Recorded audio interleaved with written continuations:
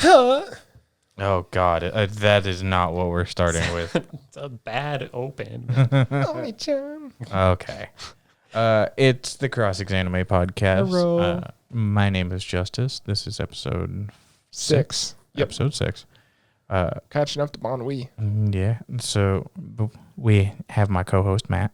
Hey, bro. And then Konnichiwa. joining us yet again is our special guest and regular co-host, tri-host. Hopefully anime connoisseur. Yeah, for the Bon Wee podcast that we also produce. Our rare gem connoisseur. Alex. Aw. Baka. So today we have 2 core topics that we're going to talk about. The main one being Weathering with You. Shut up. No. Weathering with You, because it's a good movie. So good. It's a great movie. How dare you say only good? It's hard to say that it's not better than Your Name. Hey, you watch your mouth. And then maybe a little bit later into this, just because of the nature of the movie, we may be talking about like emotional kind of TV shows, movies that are kind of along the lines of this. Corpse Party was very emotional. Yeah, emotionally. I hope everyone enjoyed it. If you watched it, that was emotionally disturbed. Is it emotional? Yeah, I was emotionally bored. Emotionally upset. How about that? Dude, do you want to start with the synopsis? Hang on, I gotta... Yeah, if you want to go ahead. Oh, jeez. Alex, do the thing. What thing? Zuli, do the thing. No, the other tab. The tab before. Oh, Jesus Christ. Oh, shoot. I scrolled too far down. Hang on. This is going great, isn't it, Justus? Yeah. Having the other computer in here is really coming in handy. Oh, it's the charm of the show. Oh, jeez. Here we go. Hitachi? Okay, so the synopsis of the show is a high school boy who has run away from Tokyo, to Tokyo. Befriends a girl who... Shut up. Befriends a girl who appears to be able to manipulate the weather. If I can say just real quick, that is probably like the least descriptive synopsis that I've ever heard of a show or a movie in my life. Someone just got... Really? It's only got a 77 on Metascore. That's surprising. Well, to be fair, it is the same director. Well, it's the same everything, pretty much, as studio. Your Name. Yeah. I mean, it really is a spoiler for the whole thing. I don't know if you want me to put that up when we do it. We'll worry about that. Oh, gosh, yeah. I feel like they should know by now. I was going to say, it's been out long enough, damn it. This podcast is spoiler full. Yeah. But, no, all in all, I mean, it literally is what happens kind of not right after, but a little bit after Your Name. Yeah, so about... got the same... already sort of embedded in this magical realism of this world. Yeah, so anyone who's going to click on this has most likely seen Your Name, with Kimi no Nawa. If you haven't seen Your Name and you're interested in watching this, I highly recommend watching Your Name first. Yeah. Yes. Though... Not entirely necessary, still a good idea to get your... But there is some context. Exactly. There's context, there's related subjects between, like, it's all in the same universe. So, and I would place, well, not only in the same universe, it's in the same town, same city, really. Yeah. So the ending of Your Name is about halfway through Weathering with You. Okay. Yeah. Like that level of like timeline overlap. Yeah. Well, yeah. There's a point in this movie where you see Hina. Amino. I don't know how to pronounce it. Hina Amano. I think she's shopping in that small little department jewelry store, and then you see Mitsuha actually ringing her out, and then technically you see Taki from Your Name shopping there, not shopping, but you see a scene where he walks by where she's working. Yeah, it's about halfway through. Well, so they never meet there. But they have like an actual in-depth conversation with him when they stop by a shrine area, or I forget the specific area. It was her grandmother's house, and there is a shrine there at the same time, and that's where they're talking about the weather, and I think Taki's about to meet Mitsuha. Yeah, because basically that section where it's no longer raining in the movie, which afterwards it literally just never stops raining. Yeah. So that's where you can actually slide in the ending of Your Name where they finally meet because there's no rain.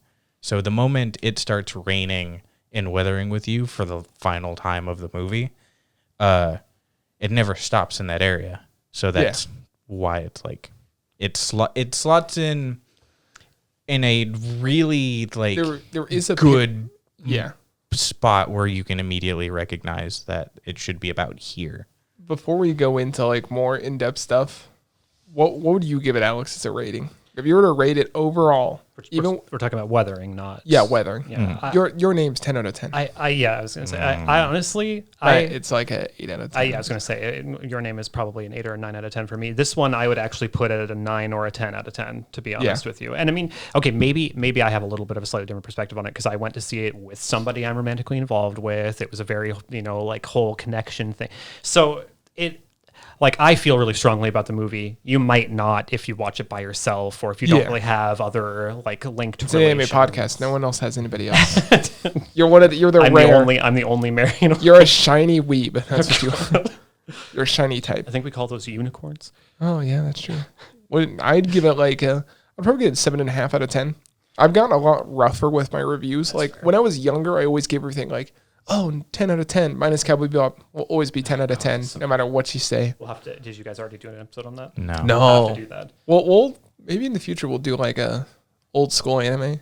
Should, correction, Gundam 10 out of 10. Like bring up our like favorite episodes from a series or something like that. Yeah, but I give it a 7.5 out of 10. You said you give it like I give it an 8 or a 9 minimum. 8 or 9. Yeah. I would give it probably an 8.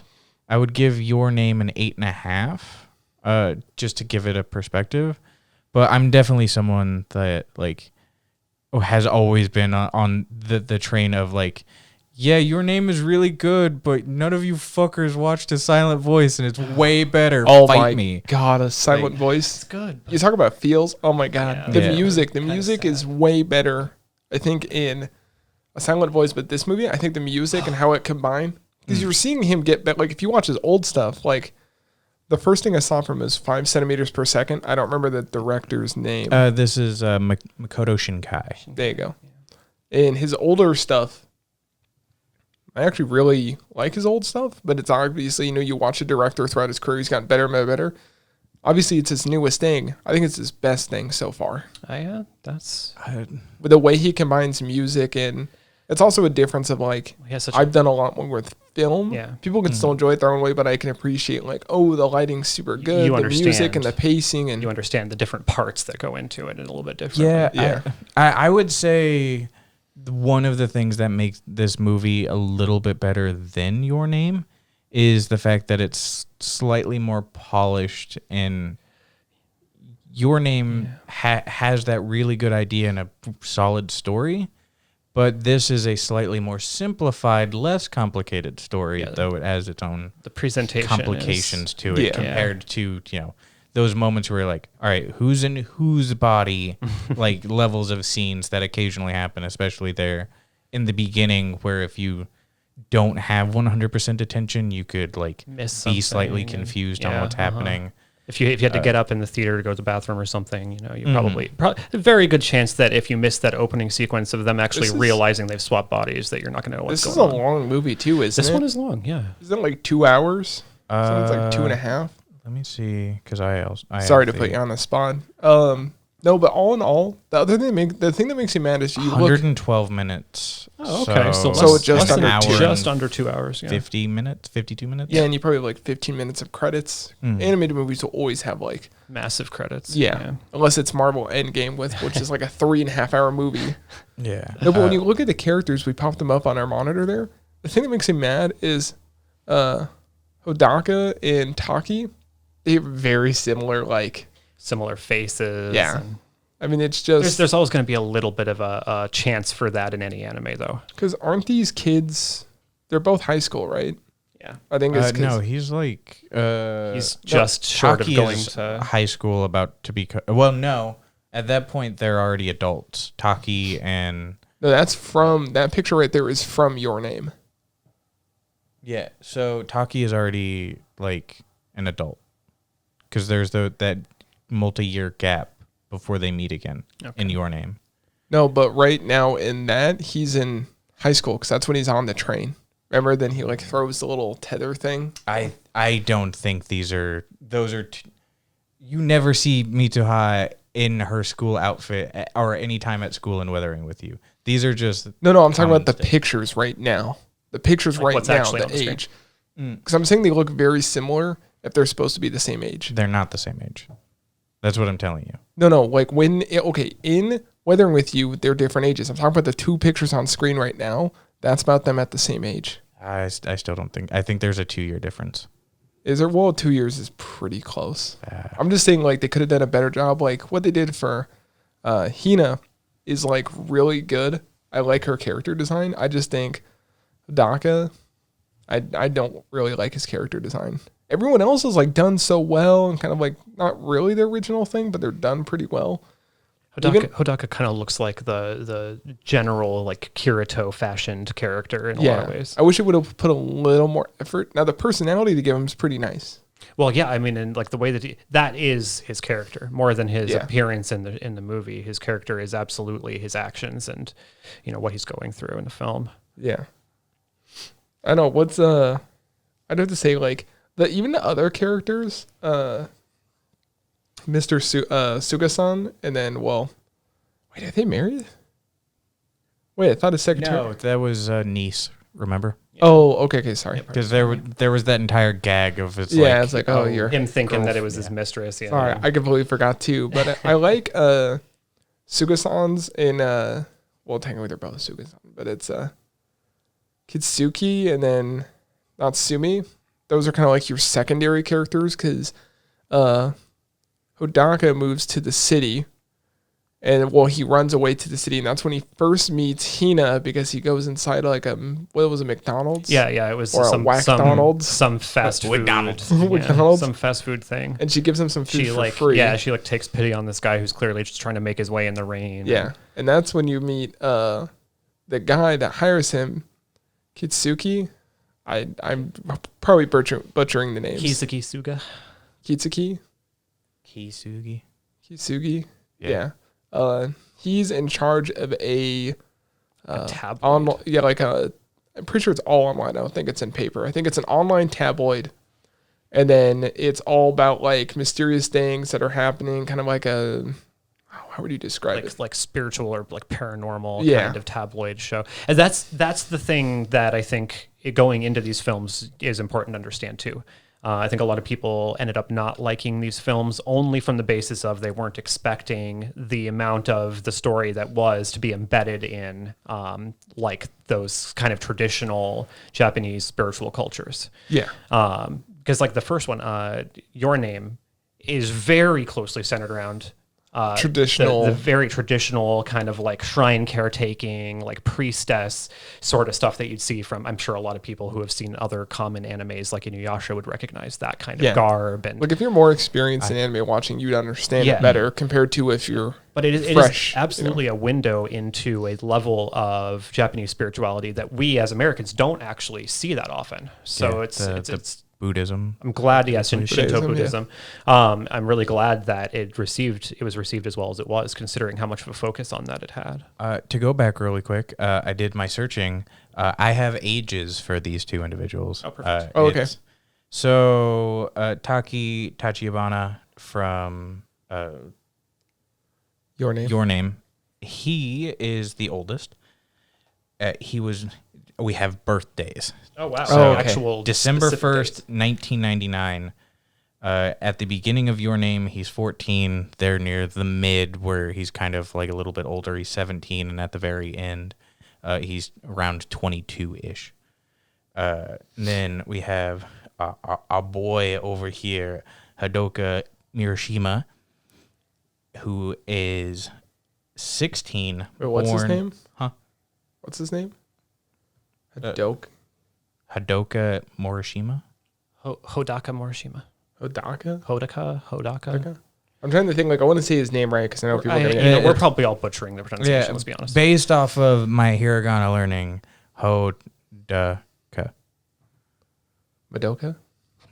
No. Magica? No. Talking about sad anime. The has to be... I was making Madoka. Yeah, okay. I'm just saying specifically in the pronunciation of it, the is exactly the same. So it's Hodaka. Yeah. And how old is he? So estimated birth date based off of what Shinkai said is around September to 2004 to May 2005. So by the end of the movie, after they've had a couple years of it being 2024 and like Tokyo's partially flooded, he's 18, 19 by the end of that. Okay. So he's only 16 in that. So they're about core. the same age when you first meet him. No. At the beginning of the films. No. We said it's only a few years, and he's 21 versus 16. Okay. Are you talking about you're at talking the about, same point in the no, timeline? I'm talking the two different movies when you first meet him in each The one. I'm beginning not of first saying movie compared timeline, to the each beginning other. of second movie timeline. I'm So saying they're like the age you see points. their characters for the first time, they're both about the same age. It 14 and 16. Yeah, so they're roughly the 2 year same. difference. I think you did mention that already, Justus. It was a 2 year difference. Yeah, I'm just giving exact numbers. Yeah, I just wanted to say their character design, they could have done much better. Hair's pretty close. I mean, jawline's different, but it's like... But you know that the reason that they chose that kind of facial structure and everything is because that's what's going to like make a larger portion of the audience feel like they can personalize with that character. That's kind of the downside of some of it. Some of his movies, a lot of his characters look the same. To be fair, it's anime, so it's like... You have to save money somewhere. Also, like... He's not like... He's just your typical guy. I would assume that there's some level of like... You underestimate how much marketing and economics comes into stuff like main character design in anime. No, yeah. I think specifically in like major movies like this, like having a slightly more uniform looking main male character with a unique main female character can give an audience the perception of being able to slot in. They can identify with the character more readily. He's just your average 14-year-old anime boy. But he's got a six-pack. Well, I mean people Japan. do use anime as escapism. Do you know, I was going to say about the six-pack part, though. Do you know how much PT and like physical education they have to do in Japan? Hell of a lot more than in America, that's for sure. Not to mention that they're cleaning up their own schools and shit every day. So. RPE is they crack open a Pat's Blue Ribbon. They're like, okay, and one sip. Now run a mile. No, but the movie I think kind of starts a little slow because it's like most movies. You're introducing your character, but I felt like in this one it took longer than it normally does. I don't mind the slow burn that often, but if you're comparing it to the first film, to Your Name, there is definitely more of a kind of Your like Name an 100% just immediate catch. Yeah, like here exactly. You go. Yeah, because you start off like, oh, I'm a chick. On the one hand, I like the way that this was presented in its own way. I like that there was a bit more of a slow burn before you really figured out like where the kind of paranormal spirituality stuff was coming into play. This movie looked beautiful though. Every time you saw the water, because most of the time when they do water, like I'm not throwing Code Geass under the bus because you love it, but it's like obviously Code Geass is older too. A lot of newer anime does stuff like that, where you have basically it's just blue on a screen. They do some white lines and then they add a sun. This one, it's like you get to see the glare off, even when it reflection. Like when it just rained. They're like, oh, here's all the glare. Here's all nice the different shots. Puddles along the street. They even animate everything bending. In the water. No, it's a work of art. I mean, really. It definitely makes sense too, because the nature of Hina. Sorry, I'm just trying to. We've talked about quite a bit of characters. Eventually, it'll be over here. Yeah. Someday. So I was talking about like Hina's powers and stuff like that, like, and being able to control the weather, like. She controls it by praying. Yes. I guess we should mention that too. Yeah. She prays to some god and it stops the rain. Yeah, she's basically supposed to be a priestess, kind of forcefully, which is why she's able to pray the rain away. She ends up being, I can't remember exactly how they describe her, but effectively like a spiritual center. Like she ends up basically just through her interaction with the universe at large or whatever becomes this like focal point of this particular. The kid goes to a temple and that's where they find out about her because I don't think they both go. I think it's just him. He figures out about her from like just hearing stuff when he's like interviewing for the tabloid and stuff like that. Like he kind of hears like whispers here and there and then he decides that he wants to try to make a story out of her. Yeah, because he goes to that temple with the old dude. The old dude describes like as a priest. That was a cool scene. That was a big window into some stuff that you don't see unless you're born in Japan. And then he talks about how like, oh, they can pray the rain away, but if they pray too much, you know, like people don't have to he says like people sacrifice themselves, and that's when it gets dramatic. Yeah. It's like, oh, they have to pray too much, they sacrifice, and they disappear. It turns out that she's the sacrifice. Yeah. Yeah. Real quick, the thing that I was kind of getting at is with her powers, the water, the rain itself is kind of like an uncredited character. Like there's just so much emphasis on like how important like the rain is, whether with her being able to remove rains in the areas, and the fact that basically 90% of this movie is just rain. Yeah. And it's... Well, even when they're walking, you get the background character saying like, oh, I wish it would stop raining. Yeah. And that's when... Everybody gets sick of it after a while. Well, yeah. Everyone gets sick of it, and that's kind of like a whole 20-some-odd minute scene in this movie where Hadoka, right, and Hina come up with this idea, Hodaka, and Hina decide to make their own business where for like $5 you can pay on this website and she'll pray the rain away. Yeah. And then eventually puts an ad out, like a personals ad almost. And that's when that's when it escalates to like everyone's putting in these things like, oh, I'm getting married Monday. Can you like pray the rain away? Because she doesn't do it over all of Japan. It's just like in it's isolated. Yeah. It's isolated areas you can pray it away. What are you looking at? This is totally unrelated. Oh, okay, sorry. And then, well, the big thing is that I find weird that they didn't find a different way to play it off is like there's a point when it's raining, and that's when he first meets her. It's raining. He sees her at a shrine on top of a building. It's been raining since he arrived in the city in that beginning of the film. And then he sees her praying. I guess we're going all over the place with it. But she's praying, and then the rain stops magically in place, and then it goes back up. And I'm like, how does no one question this? Well, it's just, I mean, there's a lot of like, one thing that I really like about this director and the studio that I guess is his, right? I mean, he has his own studio at this point. Yeah, it's his own animation studio. They do such a good, he just does a really good job of integrating that like magical realism into his world without really skipping a beat. And so you have stuff like what you just described, where it's like, you know, if we saw that today, we'd be like, oh, it's a miracle, or, you know, whatever. That's just kind of like common in this world that these two films seem to take place in. Yeah. I mean, it's crazy. Like just going from, you meet the characters, it's pretty slow. So then eventually when you get to like, she can pray for rain, they hang out a little bit. Not really much happens there. That's also kind of when you meet his sister, Nagi. That's her little sister. And then you get to meet... are you talking about? Nagi's a boy, remember? Oh, that's... He's the fucking player. Sorry. He's the one that... the player, yeah. Sorry, I keep thinking Nagi's the girl. My bad. Well, I mean... The character picture looks like a girl. Listen, it's been a while since I've seen this movie. But yeah, no. But then you meet Mocha too. All two of those siblings are Hina's siblings. She's pretty much the caretaker of. Yeah. And they're trying to earn money because she's basically trying to earn enough for them to live without getting on the radar of like social services. Yeah, their version. Mom died. Yeah, so she needs to earn money to take care of them, and then social service shows up a few times, but then they start earning money to pay for it. And that's where your story really like picks up. Yeah. Because she lies about her age. She initially says that she's 18, and that's when they finally realize that she's younger than that. Like that's when it's like, oh, hey, you need to. Yeah. Because I mean that is the sad truth. You know, if she had been 18, she would have been able to be the legal guardian of. Yeah, it wouldn't have really been a big deal. Yeah. Which is tough. Which, first of all, I mean, I know social service is different in the U.S. than it probably is in Japan, but I feel like they would have known that. You know, depends. Yeah, depending on the like levels of information that social services quickly have access to.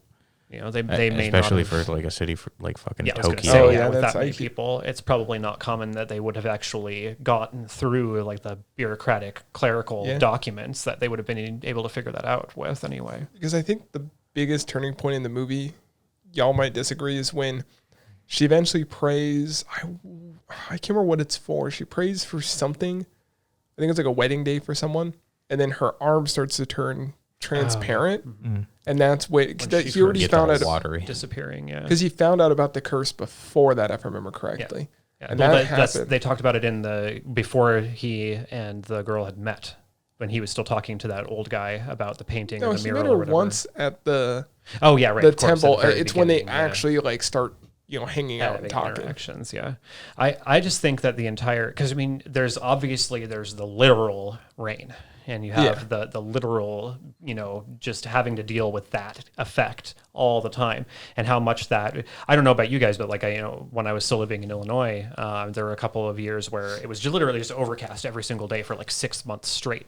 Yeah. I mean, that shit wears you down. It really does. You realize you haven't seen the sun in how long, and you're just... The UK's like that. Yeah. And they get rain, like 278 days out of the year?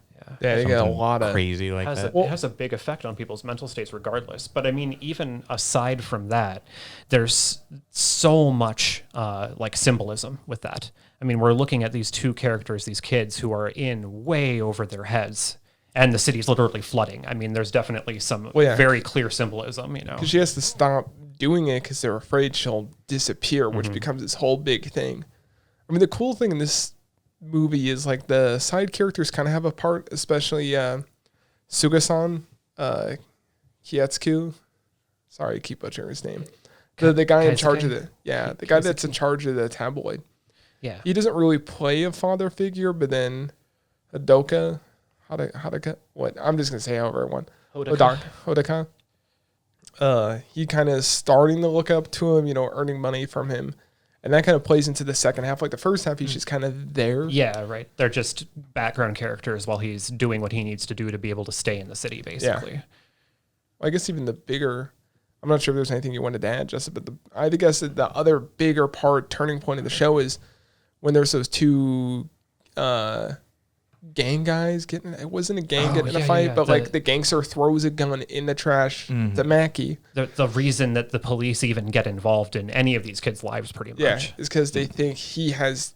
Well, they're pretty sure that he knows he has the gun because like... Knows where it is or whatever. Yeah. And then he hides it for a little bit, and that's when it starts to get real serious. I mean, you got... Your business that you had was going good is failing, so then social services is looking into it again because you're not making money. Yeah. Kid has a gun. Like consider this too, because I mean this is coming from a very different culture.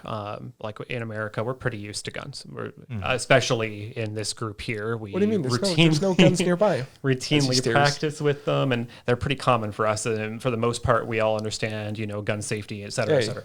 Point being, if you were just some random average kid in Tokyo and you find a gun on the street, not a fake, a real one, that's a big deal. That's a scary thing to have happen to you, even if you aren't going to grab it yourself. Well, I'd say like most attacks in Japan are just like stabbings, or you see in anime, they always have like those box cutters that like pop out like a 4 inches. Don't forget the telescoping like batons and stuff. Yeah, that's why in anime you don't really see guns. You really don't. Yeah. When you watch anime here and someone shoots a gun, you're like, oh, whatever. But in Japan, it's like, oh my god, it's a big thing. So the fact that he even finds this pistol, this sidearm, let alone takes it or does anything with it, is already like this big kind of like scary moment. Yeah. In the film.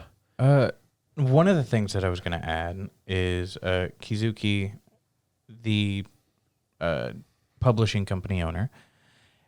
I like when stories take that extra mile to also give that second level of depth to the side characters. He has some like small levels of mental anguish because Mocha is his daughter, and he doesn't really get to see his daughter very often. Lives with grandma. He's a smoker, drinker. There's he tries not to smoke. It's effectively one scene after like the rain really starts to come in where he just drink himself into a basically passed out over his bar. Because it was like supposedly like an ugly divorce, and he gets to see his kid. Well, it's clear that the mother just doesn't want to have anything to do with him. Didn't the mother die?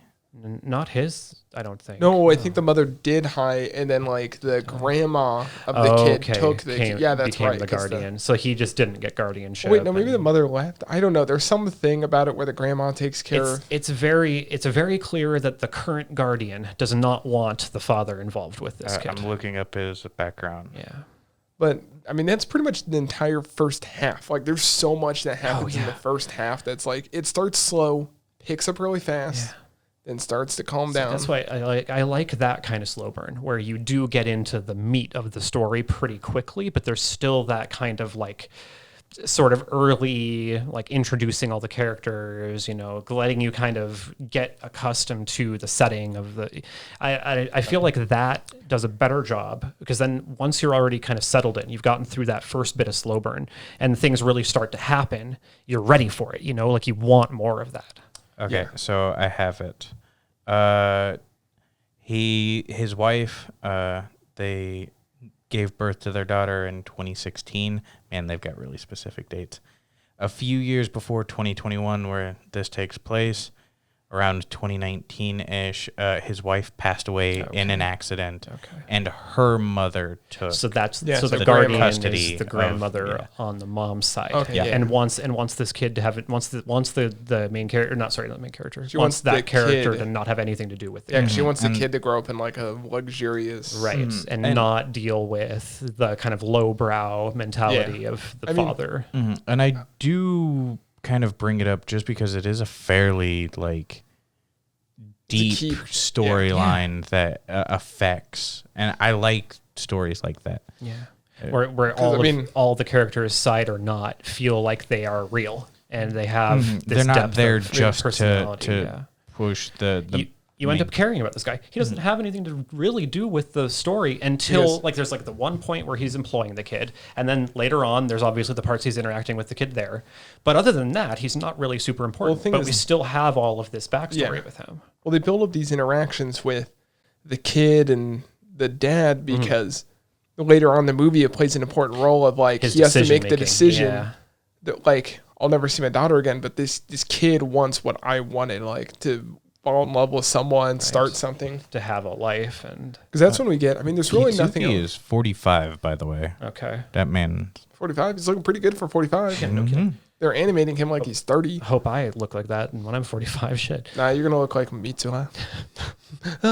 He's as old as my dad is. Well, he's born the same year my dad is. Your dad isn't. Wait. He's 45 as of 2024. Oh, right. Right. Yeah. Okay, I was like, wait a minute. If they're born the same year, then. But no, nothing really happens. Like the first quarter, not much character development. Second quarter, big things happen. Yeah. Third quarter, you get this dip of like stuff's getting serious. You know, she's starting to lose her. Like if she uses her power, she's going to disappear. And then that's when you get into more climactic. Yeah. Well, that's when you get into social service. Yeah. Starting, I'd say part 4 comes to take her brother, and that's when they run. When they finally do just run. Yeah, because... And I mean, and you know, when we have our main male lead having already been on the run that long, it's pretty simple for him to just kind of bring them along. And even though they aren't really prepared for what they run into, because it ends up being like a winter flurry or something that they get stuck outside in, forces them to try to get that hotel room together and everything. Because they're cold and they want to go in. But like, so even though they weren't as prepared as they probably should have been for something that serious, they still managed to pull it out because of all of their collective experience, because of Hodaka's experience with having run away from home already. Yeah, and then Hina, doesn't she have a fake ID? Because like they're running, and then they need to get inside the hotel. They're going to rent a hotel room because it's too cold outside. Nagi is literally freezing overnight. And because they're outside just hanging out in the streets, and people keep asking if they need help, so they need to run. Mm-hmm. Then the police end up taking notice of them at some point. Yeah, and that's when they go to the hotel. The police are looking for the guy because for the kid because for that specific reason, but it ends up kind of jeopardizing all of their group. Does he pull the gun out when the I don't think he does. No, he just pushes. He pulls the gun on the police officer. Yeah, but he doesn't actually have it with him during the entire film. He's left it in that same kind of like rundown building and recovers it there when he's being chased by the police. Yeah. Well, the thing is, once we leave the hotel, the next big thing is they go out on the street. Yeah. And then the police grab Nagi, and then Hina's upset, and then Hodaka is like trying to get the police off him. And then you see this random out of nowhere, like diesel gasoline truck. Hina yells, and then she's a lightning bender. She yells and the lightning hits the truck, remember? And then it explodes, which causes the gas tank. Which causes the police to be like, I don't care about these runaway kids. Right. Yeah, all of a sudden they have much bigger priorities, and that's the only reason that they even get away to spend the night somewhere at that point, isn't it? Yeah. Well, no, isn't that after the hotel? Yeah. I can't. So they run away again because I can't remember if the hotel was before or after that. I feel like the hotel was after the truck. I guess we should preference with the fact that we didn't rewatch this movie before it's talking been about it. Yeah, sorry. It's currently not on any streaming platforms. Sadly. You have to buy it. It's on. I was going to say it is available on Amazon Prime, but you have to pay an additional rental fee for it. Yeah. Mhm. Otherwise, you can buy it from Right Stuff Anime. That's where you should buy it. Yeah, there's 3 versions. The standard Blu-ray is currently unavailable. There's the Steelbox Blu-ray, which is like $8 more. You should just spend $8 and then it's like $30 for that. And then there's like the $75 version, which is the 4K UHD box set. I will say that's that like 70. Yeah, it's 75, $74. $80. I think it's 73 on Right Stuff because of the deal. I've watched a lot of anime movies, more than I have series by a long shot. I've watched pretty much everything that Miyazaki has ever had his hands on. I've watched a lot of stuff from this director. I think that this one comes in at the top of my list of favorite anime films. And it's just because it's such a human story. We're not talking about, even though there's all this magical realism and fantasy and everything involving, like it's Shinto still Buddhism, pretty real. It's a very real situation. I think that there's a lot of us out there who have been in a similar situation where they've wanted a place to stay that wasn't with their parents. Don't you dare say the name of what I think you're going to say. Well, I was going to say a silent voice. Like, okay. I think both, and based within realism kind of thing. I get where you're coming from. Two movies that personally do that quite better. A Silent Voice, Koe no Katachi, and I Want to Eat Your Pancreas. Both are really good movies, and if you haven't seen them, and you Jesus Christ, and you like roughly what Shinkai's done and want something maybe a little bit more grounded. Those are two. They're very emotional. It's slightly more emotional and focused movies, but the story that's being told with those are also really, really good. Yeah. It's a slower burn to this. Yeah. Mm-hmm. Like, that's what I was saying. Like, the fourth part of this movie, it's not separated into parts, but that's the easiest way to explain it. Yeah, of course. Once they get away from the police, however, the hotel, it was the police show up first, because in the hotel thing, she starts to like evaporate into water. Oh God, isn't she already gone by the time he wakes they up? get in, and then she uses her powers to kind of make it stop raining, I think, for a little bit, and then she basically turns in the water and disappears. Yeah, because it was starting to be winter, and it was getting too cold, and she realized things were freezing. Yeah. So and I mean, like, that's such a huge part of this story is this kind of contention between, like, well, when does it become acceptable to sacrifice this girl in order to just have everybody be free of the rain? Yeah, because basically, like, if she's not sacrificed and it only continues to rain, the way it's set out is all of Tokyo basically floods. Yeah. Like it's effectively sinking. Mm-hmm. Yeah. Well, then, that's where they really start to hit you heavily with some of the feels is you see his emotional side, because you see how much he actually cares. Yeah, because before he didn't really care too much. It was more of a kind of like a passing. It's like it was something that was keeping him where he wanted to be, and didn't really necessarily drive his his experiences. She disappears. Then he goes to kind of look for her outside, and I think that's when he gets actually caught by the police, because he gets arrested.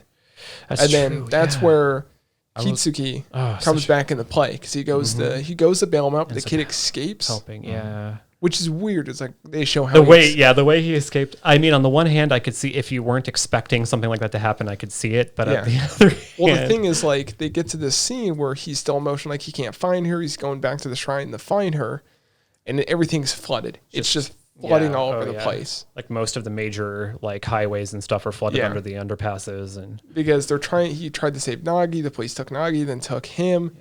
Then he goes back to the shrine, and then classic anime opening ends up in the sky when he prays, and they're falling from the sky, which always music hits you super heavy there. Like, what a scene. And it's just like, a lot of those can almost feel out of place. But again, coming from this perspective of like spirituality and like the fantasy side of that is very much the kind of classic almost like depiction of the heavenly plane. This is like the spiritual world. It's not the physical world. Yeah. I mean, I wasn't sure if you had more. Well, no, before he goes to pray for her, that they have that whole, because he's working his way up the skyscraper to meet her, and then he pulls a gun, and then that's when Kitsugi shows up again, trying to get the kid like back to the police, because it's a whole police chase. He just wants the kid to be okay. He pulls out this gun, and then the police pull out their guns, and you're like, oh my god, is this kid gonna die? Oh god, there's definitely a couple of moments where you think he might get shot. Well, then you get the best moment from Kitsugi. He has to make that decision of, do I save the kid? Because the police tackle him.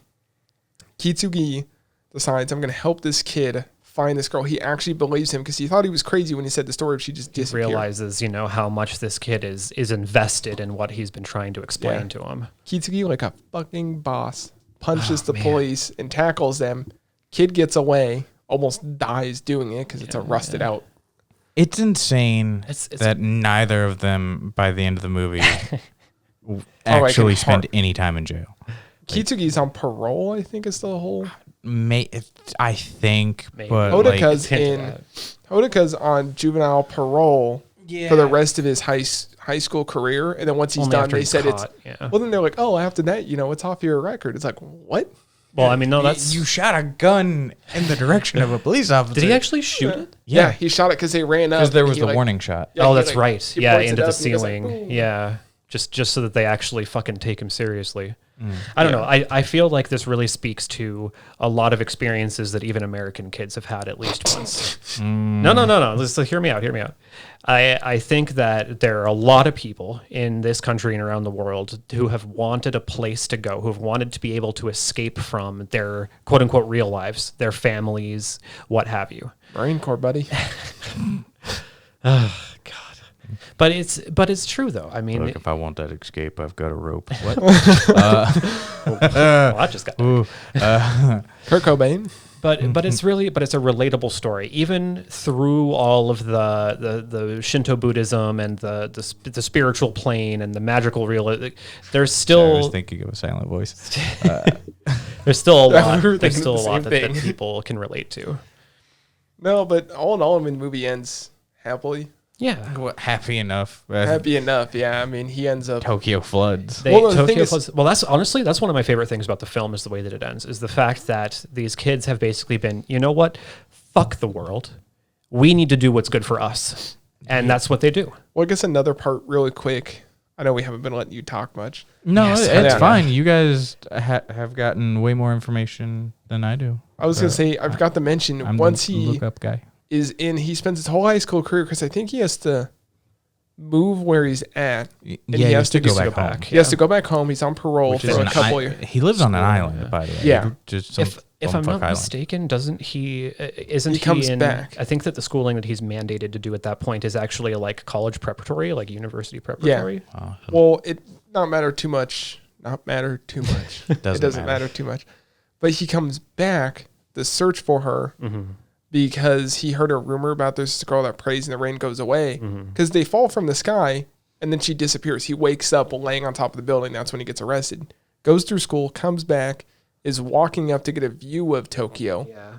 And as he's walking up, they show you other views of like Kitsugi gets to play with his kid again. I guess that's a little bit before. He gets to play with his kid again, and now he runs his own the round robin on the tertiary character. He runs his own smaller newspaper, right? But actually a publication now. Yeah, in flooded Tokyo, real estate's cheap. It's flooded, and then as he's walking up the hill, he sees her, and then there you go. It's very emotional. Your house floods, just sell it. Yeah. Well, it's that's the thing. This director is so good with pairing music to a scene and emotion and playing it perfectly. He's very involved in how the music ties into the scene that it's in. I will say yes to a certain degree.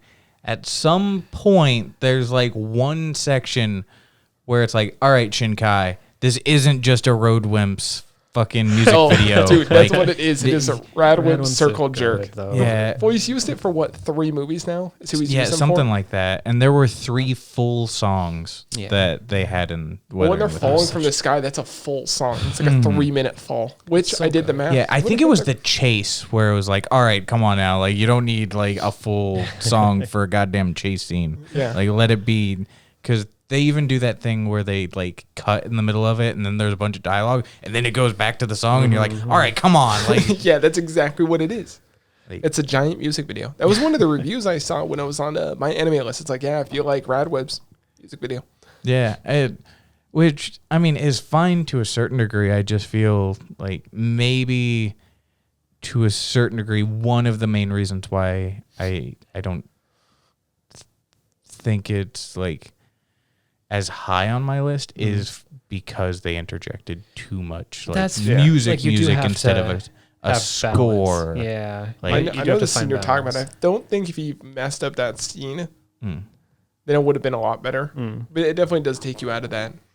I didn't mind it too much. I mean, there was definitely a few moments where it was kind of drawing your attention to the music over the actual scene, but the fact that Shinkai even takes that level of focus on what he's trying to do with the soundtrack during each scene. I mean, that's the sort of thing that you only see from like the directors of Cowboy Bebop and, you know, like Yoko Kanno doing a bunch of those anime soundtracks. That's the level of like personal investment into making the song for the scene. Maybe even in my case, part of the issue may have just been the mixing. Like there was just, especially that particular scene that I'm talking about. Like the volume editing. It just seemed it was a bit too overpowering compared to like what is going on in the scene. Like maybe if they lowered the volume on it a notch or two. And I'm 100%, I guess let me preference real quick. I'm, the core sucker for like music coming on as a cue to make you cry. Like, Anohana's 10-year ending song. Dude, it hits you hard. You get one sentence in and I'm crying. It's fine. Like, you get one like symbol like do and you're like, oh. Yeah, so takes you right back to it. Yeah, so there's definitely that, like, the song itself isn't the problem, maybe entirely, but a little bit of the presentation in this case, case, because it did seem like extra loud at that part. Like, well, the thing is, a lot of the time on Blu-rays they'll fix some stuff they didn't have time. So maybe, I mean, I'm gonna buy the Blu-ray before we watch it when the Blu-ray comes. So I guess we'll see how it turns out then. I mean, that's pretty much it for the movie. All in all, like I said, I'd give it like a 7.5 out of 10, mainly because it was. I don't think the pacing was as good, definitely as Your Name, or especially not his movie, A Silent Voice, which I would say is probably like one of the better anime movies of the past like 5 or 6 years. Yeah. You know what? For some reason, A Silent Voice always gets me thinking of Your Lie in April. I think it's maybe just the animation style is similar. So I don't know how far we're currently in. We're at 48, but we can keep going. 48. This can be a long one. We can do like an hour. Total. Just 3 hours later, start wrapping it up in the next 5 We're minutes. yelling at each other, throwing chairs. So yeah, I definitely I like the movie. At the very start, I said that I gave it an 8 and probably Your Name 8.5 if I remember correctly. So I'm definitely gonna stick with that. It's just specifically the music side of stuff. Like that's what sort of pulled you out of the immersion in this case. I wonder how much money this movie brought in. $119 million. That's less than I think Your Name made. Your Name made a lot of money.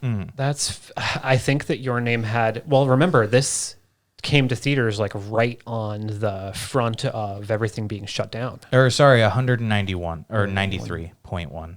Okay. Well, but just remember that this film, like Your Name came out when everybody was going out and doing stuff. And then this one came to theaters in the United States, like literally in that last week before we weren't going to be able to do it anymore. Your Name made $358 million. Even if like... Which, by the way, it currently looks like, at least specifically in Japan, the new Demon Slayer movie is beating all the records for that Big stuff. surprise. The thing is, it's Demon Slayer. It's like, as its own one-off thing, Because the Demon Slayer movie is a continuation of the series. That's what the movie is. So that's kind of like a cop out of like, oh, you have 24 episodes. Yeah. Well, just to put in perspective, though, like prior to this new Demon Slayer movie, Your Name was the best-selling animated movie in all of Japan. Well, yeah. At one point, I think it was the highest-grossing anime movie of all time. Consider that Miyazaki loses to him in like film festivals and ratings. Yeah, Miyazaki, I think now has gotten a lot more refined in what he does, and it's more specialty. It's not like Ghibli is kind of that special. It's not like Spirited Away. Right. That old fuck needs to know when to retire. I like the movies that he puts out, but Jesus Christ, either just keep making movies or retire. Right, yeah. Don't make a movie, retire, and then make a movie. I mean, I'm glad that he's come back and made every movie that he's come back for. Yeah, but Jesus fuck. The Wind Rises, oh my God, that was a... Sorry, not to get too off subject. Alex is getting ready to do looks like drugs, heroin. No, I'm just showing off my Wind Rises. Or you a seal? Yeah. All right. Right here at the end, just because we have kind of talked about other movies, I think specifically like touching on some more emotional focused movies and TV shows, just real quick. Because I'm a sucker for emotionally focused shows and movies, specifically in anime. I think I was more emotionally vested in Your Name than Weathering with You. That's interesting because I was definitely the other way around. I would think I was more emotionally vested in Weathering. I think I'd agree with Justus. I think it's because I knew what I was expecting. Yeah, specifically the execution with Mizuha and they're near the end where they're like trying to connect on the mountain and like... Oh man, that hits you real...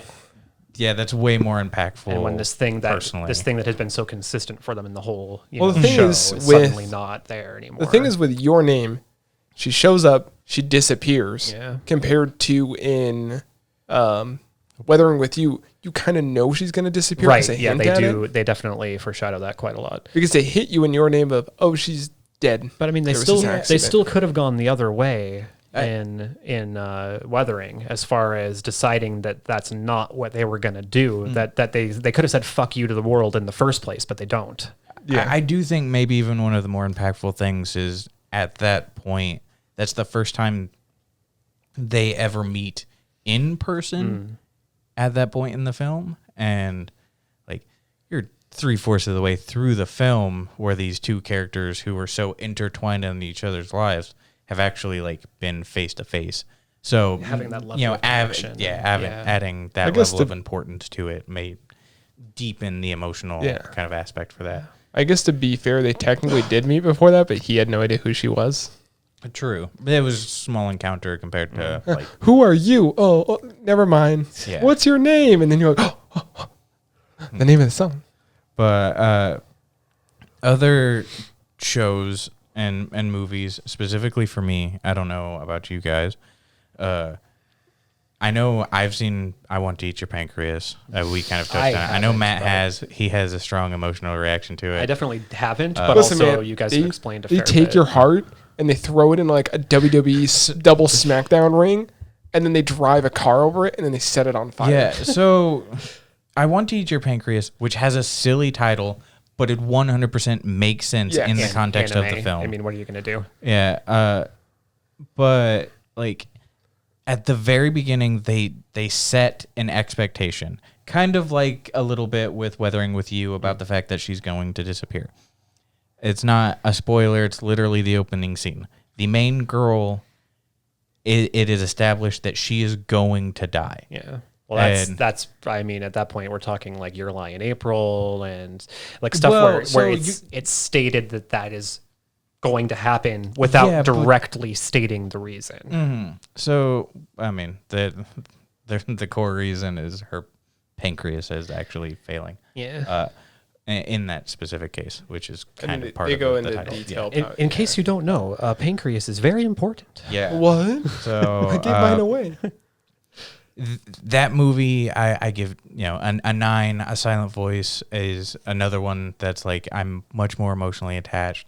Gosh, show wise, God, there's so many. Like I'm such a fucking sucker for it. If you look behind you, I looked up a list of like some of the saddest. Oh my God! Grave of the Fireflies. All right, but we'll pass over that one today. So number 2 on the list is Clanad, which is I haven't seen Clanad and I own the Blu-ray. Technically, Clanad isn't the sad part; it's after story. I was going to say, well, the movies. Number 3 is Anohana. Yeah, sorry, this is the poll. Like, if you want to cry and you have a day to spare, Anohana is 11 episodes and it's available on Netflix. You must watch the openings and endings because the opening and the ending. Yeah, it's got 2 openings and 2 endings for 11 episodes. I'm pretty sure. Yeah, I think so. But Your Lie in April is another one that really comes in on that list. Yeah, Your Lie in April is a little long though. It's long. It is compared to like if you want. To sit down in a single day and to cry, right? Like the films are a better choice over a series, that's for sure. I'll be honest, I still haven't finished Your Lie in April. I know what's coming, and I can't fucking watch it. We're gonna watch it tonight. The piano shoots them both. They both climb into the piano, and then it goes over the Niagara Falls. Yeah. So you've got a list here, and of course it has a lot of them. You know, listed. This is a poll of like. This is an older. I don't think this will have some of the newer stuff. Keep scrolling. But number 4, we're going from number 1 to like number 15. So number 5 is Angel Beats, which all in all it isn't sad until you get to the last 3 episodes. I was going to say the ending, and then that's what kills you. I would even say setup though. Even before that though, like once it starts to hint at what's happening, as individuals start to disappear and you get their backstory, like. I'm going to start to talk about it, and I'm already like thinking about it in my brain. I know it's like there's a specific baseball focused episode that is, roughly near the end at like episode 8 or 9, and it's like that shit hits hard. Well, that's another. I don't remember who directed, but that definitely the music made that like 100 times sadder. It's done by the exact same person that is, currently doing the Day Became a God this season. So that's why I'm like still on that train. You're right. We need to get rid of Ikebukuro. The last 2 episodes have just been like. They're so like throwaway. They went too fast. They went boom, boom, boom, and it's like. Sorry, we'll keep going with sad stuff. Yeah, Silent Voice. You already touched on it. We'll skip that. The character design they're very bland, but at the same time, they're very distinctive. I think that it's a great representation of somebody who would have that kind of like hearing disability. Have you seen this? A Silent Voice manga was written by, I don't know her name, but her mother is a sign language interpreter, which is how she got the idea for it. And Kyoto Animation, who does a Silent Voice, went and got a interpreter to help make sure every single one of those signs were exactly perfect. Yeah. Kyoto Animation is one of the best animations out there. Saddest fucking fight me. That is the saddest thing that happened this year. That was last year. Was that last year? It was really? fucking I feel last like year. It still feels like it's only like just yesterday. It's been rough. After such a big success like that, Tokyo Magnitude 8.0. I haven't seen it. I haven't seen that either. I heard it's sad. But oof. Full Metal Alchemist Brotherhood. Yes, it has its moments of it's not overall sad. It hits you. The parts of it that hit you in the feels, it sure hits a lot harder than the old series. I have to say, Conquer of Shambhala, I feel like it's even sadder. Steins Gate is. I have to see Steins Gate. That's rough. Steins Gate's on my. We won't talk about that. We'll have to get back into some of these. I once wrote a script before I'd seen Stein. So 5 centimeters per second is sad, but it's depressing sad, not like sad. It's like, Well, the thing is, it makes you mad watching it too. You're like, wow, this guy's kind of a dick, and at the same time, you're like, oh, that's kind of sad. Like, wait, hold on. Oof. Oh, jeez, Elfin Lead. Alex? That's done by Shinkai. Oh. I was going to say, I know Shinkai, another one by Shinkai that's really, really good. It's a short. No, it's a short. Garden of Woods is great. Yeah, Garden of Woods is a short. That's 45 minutes. There's another short where, I can't remember what it's called, but the main character is like a pilot for some space group that is super far away from her boyfriend. And the entire short film is basically about them not being able to communicate for longer and longer and longer periods of time until she's just basically alone. And it's fucking sad as hell. Astro Boy? No. Elf and Lied, the ending's sad. It's not really a sad. I was gonna say the first half of Elf and Lied is definitely like thriller action movie. Yeah. Or show. Definitely, she slaughters everybody. True Tears. I've heard stuff about it. There's an older anime audience I hang out with. Like, they're our age, but they only watch older anime. It's fair. I mean, some of the stuff from the 90s is like the classic stuff That's that made definitely it. a 90s anime. Violet How did we Evergarden. not get onto that one? I yet? still haven't seen the movie. Please don't talk about it. Well, the movie hasn't been aired in the U.S. Oh, okay. Dude, episode, Though what there is are it? two What is special it? Episode 4 with the umbrella? Let me. You're thinking of the umbrella. I'm thinking of the episode before the umbrella. Which like one? when she's sitting down with the mom and the daughter. Dude, they just... Well, dude, let me just say that every single episode of Violet Evergarden made me cry for a completely different reason. I saw the promotion for it like a year before it came out. I think we talked about it. We were like, oh, this looks good. Waited. It came ended out. up Was being not disappointed. It was No, great. it was better than I fucking expected. It was Yeah. so good. Again, Kyoto Animation is one of the Yeah. best fucking If studios you ever. if you haven't taken on Violent Evergarden into your library yet, do it. Yeah, even in just ways of like animation quality. Animation like, quality, the presentation of the story is excellent. Like I said, every single one has a moment where you will like start to fucking tear up, and every single one of those moments across every episode is completely different from the previous one. So the final one that was on that list is Plastic Memories, and I think Plastic Memories is another one that's only sad at the end. Yeah. Specifically, like how things kind of pan out. I know that a lot of people kind of lump Plastic Memories and Clanad into a similar Click category. on that. Click on ranked.com. I would also say though there is Guilty Crown's pretty fucking sad. I haven't seen Guilty Crown, but Yeah. one of the big things for Plastic Can't read Memories that shit from here. that I would point we go. out is halfway through, the grandma or the mother that uses the robotic basically as a stand-in son, and that son happening to be discharged. That specific episode is, I think, won't hit way harder than the actual finale. Yeah. Wolf Children is... Have you seen that? No, That's sad. no. Like that. Like the whole thing is building up to a scene. You're like, oh, it's gonna be so sad. If I it feel like happens. that one's been on my list to watch for a while. Ooh, this one that I'm hovering the cursor over. 18. I don't remember the actual English name. Ruby no Mori. That's a short. That is sad. We should watch it. Okay. It's on you. It's available on YouTube. Yeah, let's watch it. It's that guy. The main character's name is Jin. Well, probably the next movie one. We might do we should do a fun anime one. Promise Neverland is surprisingly low on this list. Because how our shows are going is the first couple, we talk about what we're going to watch. We watch 2, we take a week or something off. Promise And then, Neverland's depressing. It is, yeah. That's what I was going to say. Still Another haven't seen one, it. another one that goes onto the list if you on want Netflix like now. a practice in utter despair would be Modica Magica. But that's again like less like emotional and like emotional investment, and more like, oh god, it's just fucking sad. So Naruto? there's a couple episodes of Naruto. I can't don't give a take that show shit seriously. what I'm sorry. anyone says. Like early Naruto, I know like everybody the loves it. Gara Rock Lee fight at the very end. I don't care, man. I'll tear up. That shit's Sad. good, especially for like early shonen stuff. Like Sorry, we were on Made in Abyss, and then I still haven't finished dude. it. Modica Maiden- Magica is on this list. I was wrong. yeah. Of course. It's, Maiden Abyss is so good. Dawn of the Deep is they're just posting Good. stuff You know, now that just has The some Wind Rises. sad. I was going to say the Wind Rises isn't a bad one to put on this list because of the way that Torador side of the is story 50. goes. Listen, have you guys seen Torador? no. Not all of it. It is. Well, yes. it's very. It's a sad. It's a happy sad. I was going to say it's cute in the beginning. Beyond the Boundaries. So Princess good. Mononoke is.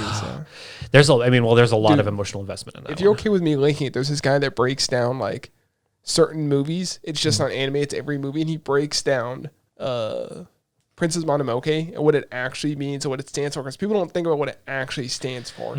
It's just a fun fantasy thing, but no, I mean it really talks about. Wait, another's in the emotional section? Dude, Listen, yeah, sure. I mean, I would. it's sure Well, it's this like is- focus on horror These thriller. are people but like Wait, voting. scroll up. Oh, that says like little. Ooh, we should watch Banana Fish. Little yeah, Busters. that one's- I have no I idea. feel like Little Busters is the name of a fucking song from Fooly Cooley's. Yo, I think that's like the song. Hey, like Berserk, which is definitely, it's emotional, all right. It's a different type of emotional. Yeah, now I've just got the hold pillows on, in what's my this head. website Pandora called? Hearts is the first time I saw some anime titties. Code Geass was the first time I saw anime Real, titties. real emotional Can investment. you click on there with that? the Can you anime like titties. right click and open that new tab? What and is just this save that called? for later? Ranker. Ranker. Uh, Bebop. Hey, weathering with you's all the way down at 81. Vote that up. Vote that up. what is the specific thing? Or it's like Maybe because it ends I on a don't positive note. what is Scrolling this as searched fast as under? I can. Like sad anime. Saddest anime ever. That's what I clicked, and this is the link I clicked. I'm scrolling still. Well, we're at an hour. If you want to keep talking about it, we can. Okay. Doesn't matter to me. Someone yeah, else is editing so- this. I'm going through my personal list. Like, I don't know if you. I've been trying to get Matt to finish the damn thing. He has his own Funimation account now, so you should really do it. Assassination Classroom. I got 3 months free. Nice. Well, you should watch Assassination Classroom. Dude, I know what's you going to should happen, and finish I'm it. not physically prepared Well, for too it. bad, goddammit. I'm not physically prepared, dude. The end. Have you seen Assassination Classroom? I've, again, not watched the whole thing, but yes, I'm familiar. Death Note. Sorry to go off. The ending, man. It's one of the few shows where I started the episode, and then I started crying, and then the episode ended, and then I was still crying.